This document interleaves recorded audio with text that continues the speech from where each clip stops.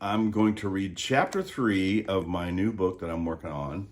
It's called Slang Through the Ages, A Historical Perspective, subtitled A Hysterical Perspective, because I think some of these entries are pretty freaking funny. So please refer to chapters 1 and 2 already up. I need to link them all together, which I will do as soon as possible. So this chapter has 3 subtitles, which are called Slang in the Middle Ages, The Language of Rebels, with 5 paragraphs. And the second one is the 1960s, Peace, Love, and a Whole Lot of Slang. And that also has 5 paragraphs. And I'm wondering if the reference, a whole lot of slang, is a whole lot of love, well, peace, love, and a whole lot of slang, or is it a whole lot of rosy? So it's either Led Zeppelin or AC/DC, and again, 5 paragraphs. And then the third subtitle is The Internet Age, When LOL Became a Language. And LOL is so dated. As I skim this, I see TTYL, which is talk to you later, or TTYS, which is talk to you soon. Chapter 3, The Historical Evolution of Slang Terms. Slang in the Middle Ages, the Language of Rebels. Paragraph 1. Slang in the Middle Ages was like the secret handshake of society's misfits, rebels, and those who didn't quite fit into the neatly tailored tunics of the upper crust. Imagine a time where the average Jeffrey couldn't just scroll through social media to vent about their feudal lord.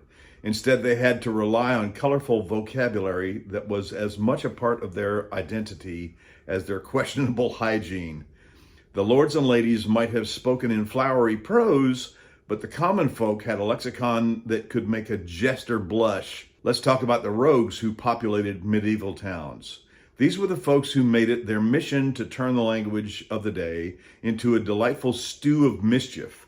Words like scofflaw didn't exist yet, but if they had, it would have perfectly described the scallywags who'd swipe a loaf of bread from the baker while charming his daughter with a wink. The markets were alive with exchanges that sounded like a mix between Shakespearean insults and a barroom brawl, filled with terms that could make a monk's ears turn red. The rebellious spirit of the time was reflected in phrases that told anyone who dared listen, "I'm no peasant, I'm a free spirit with a penchant for mischief." Interestingly, gender played a role in how slang was used. While men may have had their own set of bravado-laden terms for their shenanigans, women wielded their slang like a sharp dagger, often using it to navigate a world that sought to silence them. The tavern might have been a man's domain, but listen closely and you'll hear the quick-witted barmaids tossing around phrases that would make any knight's armor rattle. Women could insult a man's honor while ordering a round of ale, proving that they were not just passive listeners in the medieval drama. They were the unsung heroines of slang. Well, of course not. Women were people too. Not only that, they're the mothers of everyone, including the armor-clad males. The beauty of medieval slang lies in its evolution. As the years rolled on, words morphed faster than a bard could tell a tale. Take wretch, for instance, which originally described a poor, unfortunate soul, but soon became a term of endearment for your rowdy mates. It's as if the slang of the time was a living organism adapting and changing like a particularly stubborn weed in a garden of roses. This linguistic evolution wasn't just a party trick, it was a survival mechanism. In a world where you could lose your head for speaking your mind, the ability to code your message was essential. In conclusion, slang in the Middle Ages was the language of the underdog, the misfit, and the rebellious spirit. It was a way to subvert authority while sharing a laugh over a pint of mead. As these terms evolved, they not only created bonds among the common folk, but also laid the groundwork for the rich tapestry of modern slang we enjoy today. So next time you throw around a slang term, remember it's not just a casual expression. It's a nod to the rascals of history who dared to speak their minds and have a little fun while doing it. The 1960s, peace, love, and a whole lot of slang. The 1960s were a wild ride, a kaleidoscope of color and sound where peace and love collided with a lexicon that would rival any Shakespearean play if Shakespeare had lived in a commune. The decade kicked off with the rise of youth culture, and with it came a treasure trove of slang that would leave parents scratching their heads and teachers clutching their pearls. Words like groovy and far out became the linguistic equivalent of tie-dye shirts. vibrant, a bit confusing, and utterly unexplainable to anyone over 30. It was as if the English language took a hit of something psychedelic and decided to dance around a room with a bunch of flower children. That would be me. In the realm of historical evolution, the 1960s saw slang morph faster than a chameleon at a paint party. Terms often emerged from movies, music, and the counterculture movement, reflecting a society that was both rebellious and creative. Dig it became a popular way to say, I understand, while hippie entered the lexicon as a term for those who preferred flowers over suits and peace signs over stock portfolios. I think hippie meant, I forget what it stands for, but yuppie was young urban professional. Yuppie. Let me look up what hippie stood for. I can just Google it while I'm on, can't I? Hippie, especially in the 1960s, a person of unconventional appearance, typically having long hair associated with a subculture movement involving a rejection of conventional values and the taking of hallucinogenic drugs. Hippies and spiritual seekers made their way to India in the 60s in search of enlightenment, kind of led by the Beatles, more or less. There is no acronym for the word hippie, but HIPPY may refer to the Home Interaction Program for Parents and Youngsters. Definition of hippie: a hippie is a person who rejects the mainstream culture and advocates for peace, love, and personal freedom. Hippies often dress unconventionally and favor communal living. They may also be called flower children. Hippie ideology: hippies opposed political and social orthodoxy and favored a nonviolent ethic. Their ideology was expressed in the Beatles song, All You Need Is Love. Hippie origins: the hippie movement emerged in the 1960s as a counterculture to the beatniks. Hippies were younger than the beatniks and preferred to call themselves freaks or love children. The word hippie came from hipster and was used to describe beatniks who moved into New York City's Greenwich Village, San Francisco's Haight-Ashbury district, and Chicago's Old Town communities. Evaluating the effectiveness of the Home Interaction Program for Parents and Youngsters. There it is again. So that's what hippie stands for? I guess so. What is hippie slang for? A usually young person who rejects the mores of established society as by dressing unconventionally or favoring communal living and advocates a nonviolent ethic. Broadly, a long-haired, unconventionally dressed young person. So, with the exception of the fact that Dr. Martin Luther King Jr. wore a suit and tie, he was all about nonviolent protest. So I guess he could be considered a well-dressed hippie. So how about that?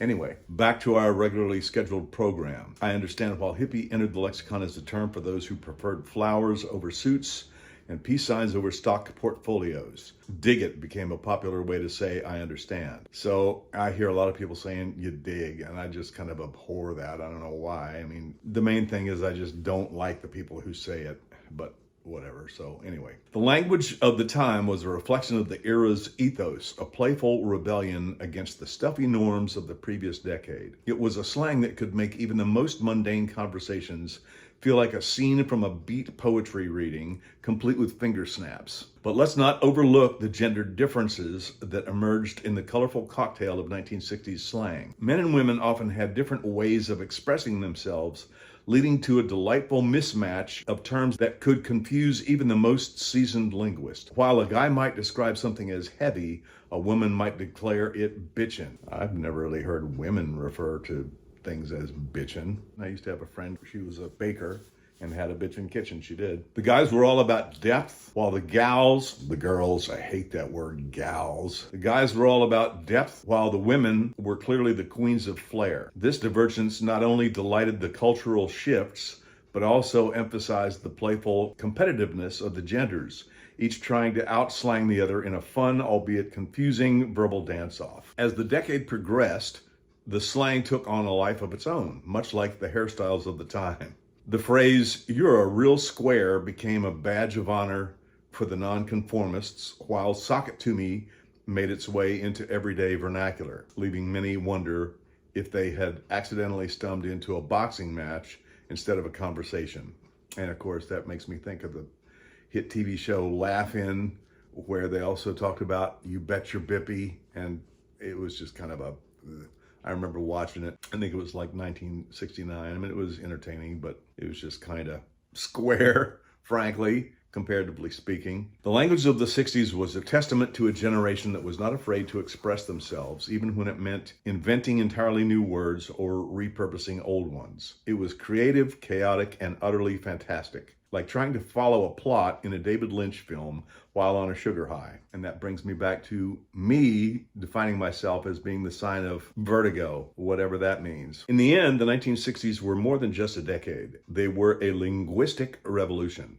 Slang from that time not only encapsulated the spirit of peace and love, but also paved the way for future generations to embrace their own unique ways of speaking. The legacy of terms like far out and groovy continues to echo through time, reminding us that language is as fluid as the music that defined the era. So next time someone drops a 60s slang term into conversation, just smile and remember, they're not just talking, they're channeling a decade of peace, love, and a whole lot of colorful chaos. The internet age, when LOL became a language. In the grand tapestry of human communication, the internet age has woven a peculiar thread, the emergence of LOL as an actual language. Once upon a time, people communicated in full sentences, expressing their thoughts with clarity and depth. But as technology advanced, so did our desire for brevity. Time is money. Enter LOL, a simple yet revolutionary acronym that transformed the way we express laughter. It's as if the digital world collectively agreed that typing out, "I find that amusing," was far too cumbersome when you could simply slap down 3 little letters and call it a day. I mean, I don't say LOL in conversation, in live conversation. As with any language, LOL has evolved, taking on meanings far beyond its original intent. What began as a simple expression of mirth has morphed into a multi-purpose tool in the online lexicon. Need to lighten the mood? LOL. Want to soften a critique? LOL. Feeling awkward? You guessed it, LOL. This linguistic chameleon has become so versatile that one might argue it deserves its own entry in the Oxford English Dictionary, or at least a spot on a hipster's list of words I use to sound trendy.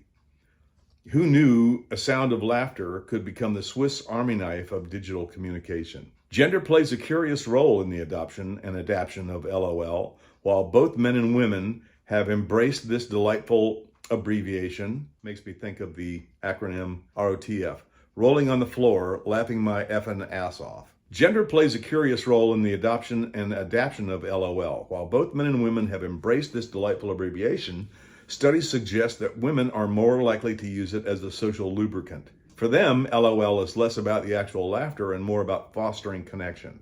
Men, on the other hand, might use it more sparingly, often reserving it for moments when they actually find something funny, or when they want to appear relatable while secretly trying to maintain their mysterious, brooding persona.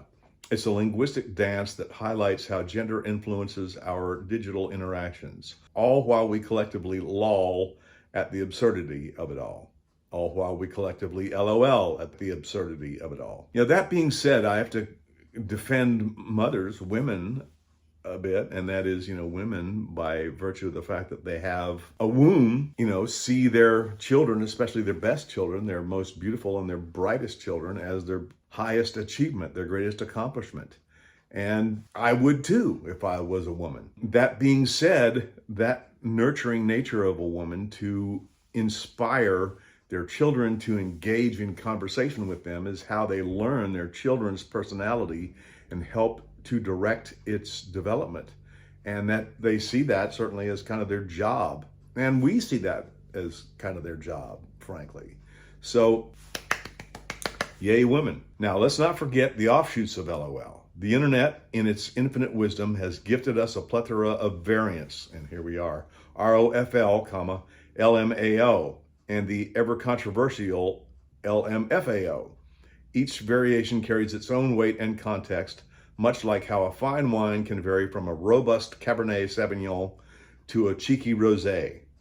Some might even argue that these acronyms reflect the emotional intensity of the laughter being conveyed. After all, if LOL is a polite chuckle, ROFL is a full-on belly laugh that might just require a change of pants. This evolution shows how language morphs to fit the needs of its users, resulting in a vibrant, if slightly chaotic, digital dialect.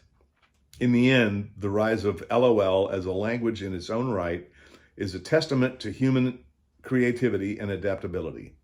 We've taken a simple expression and spun it into a cultural phenomenon that transcends generations and geographical boundaries. As we continue to navigate this wild world of online communication, one can't help but wonder what other acronyms will take flight in the future. Perhaps one day we'll find ourselves in deep philosophical debates about the true meaning of BRB and TTYL. Until then, let's raise our virtual glasses and toast to LOL, a language that proves laughter, even when abbreviated, is truly universal.